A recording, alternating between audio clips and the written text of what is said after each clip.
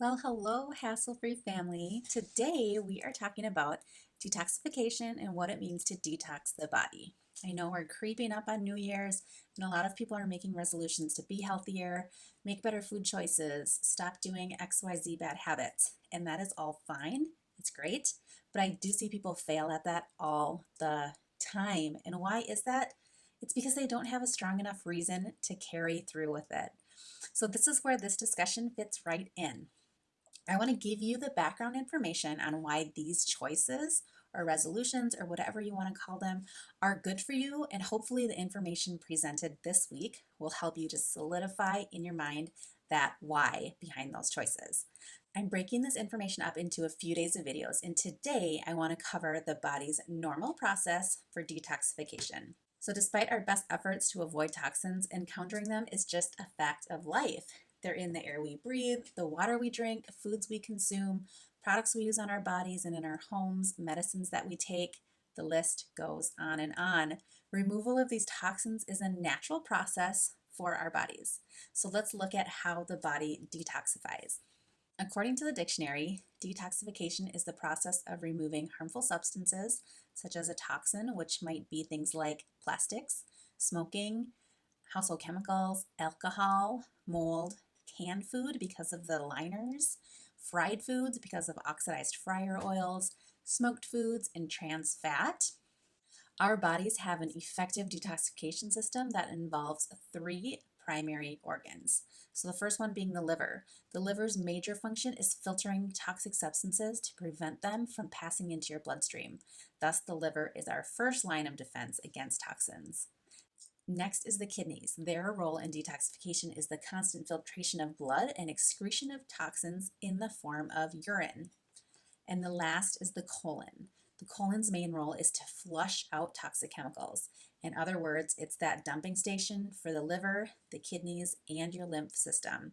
So all bad things kind of eventually end up in the colon. In an average person's lifetime, the colon will handle over 25 tons of food. Healthy bacterial flora inside the intestines assist the colon with the breakdown of the toxins in that food. So let's take a little bit of a closer look at your liver. Water-soluble toxins typically don't stand a chance against a healthy body's detoxification system, but many toxins that we encounter are actually fat-soluble. Now, these toxins end up in areas of the body with concentrated fatty tissue. Makes sense that that would be the brain, the breasts, and the adrenal glands. Also, anywhere else in your body that you're just carrying excess fatty tissue. Unfortunately, toxins can remain stored in fatty tissue for years.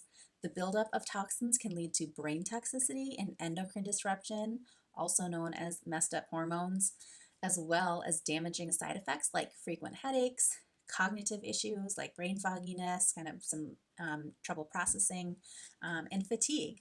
Over time, the release of these toxins may even contribute to infertility and the development of certain cancers.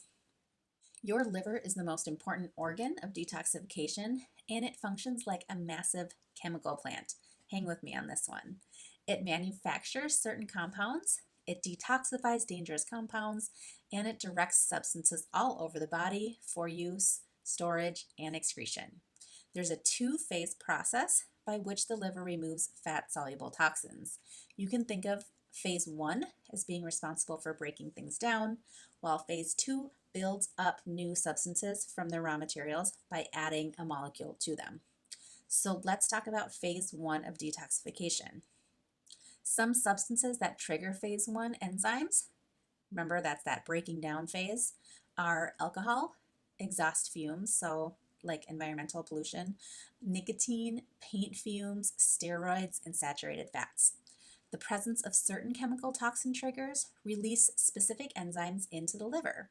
The role of these enzymes is to convert fat-soluble toxins into water-soluble substances. So instead of getting stored in your fat, they can just be excreted in the urine or the bile. Phase one detox does involve a complicated process of oxidation, which means adding electrons to the molecules, reduction, which means removing electrons, hydrolysis, which means breaking down using water, hydration, which means adding water molecules, and finally, dehalogenation, which means removing a halogen. That was a ton of information. Not super necessary for you to memorize all of that, but I just wanted you to hear it once. So the steps I just listed result in a water-soluble substance that can be excreted by the body. However, this process is very taxing on the liver and it produces intermediate metabolites. What's more is these resulting metabolites are free radicals and they may be more harmful to the body than the original substance. So now let's look at phase 2 of detoxification in the liver. Remember, phase 2 is that building up phase. The substances necessary for phase 2 to happen are sulfur, amino acids, vitamin B12, and molybdenum.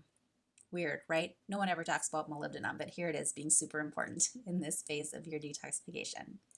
So in phase 2, enzymes add another substance called a conjugate to the intermediate metabolite in a process called conjugation. Phase 2 conjugates include amino acids, sugars, glutathione, methionine, sulfur, and acetyl-CoA. After this final transformation, the substance is excreted either through the gallbladder as bile or through the kidneys as urine. So what are the pitfalls? Well, here are a couple things that can go wrong in that long process. Phase 1, detoxification, requires the activity of a lot of enzymes. So some people who are enzyme deficient or who have a high toxin load may need a supplement.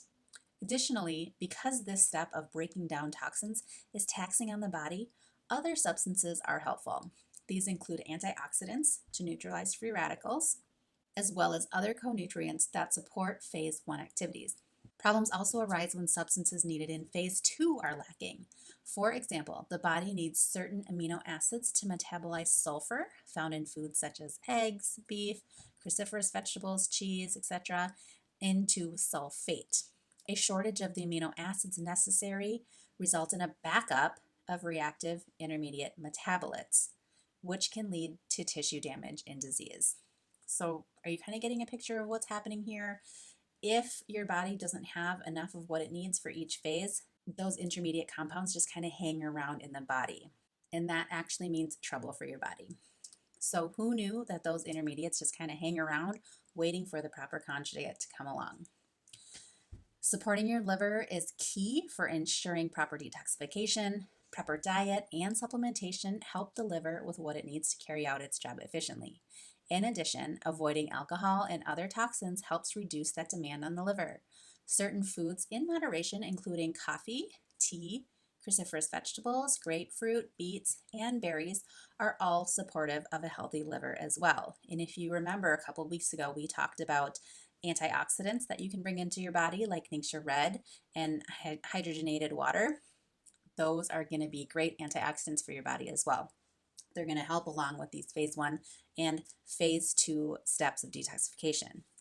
So now that you have an overall picture of what detoxification looks like in the body, join me right back here tomorrow when I'm going to share the top signs that you might have a sluggish liver and 5 things to stop doing if you want a healthy liver. So we'll see you tomorrow. Bye-bye.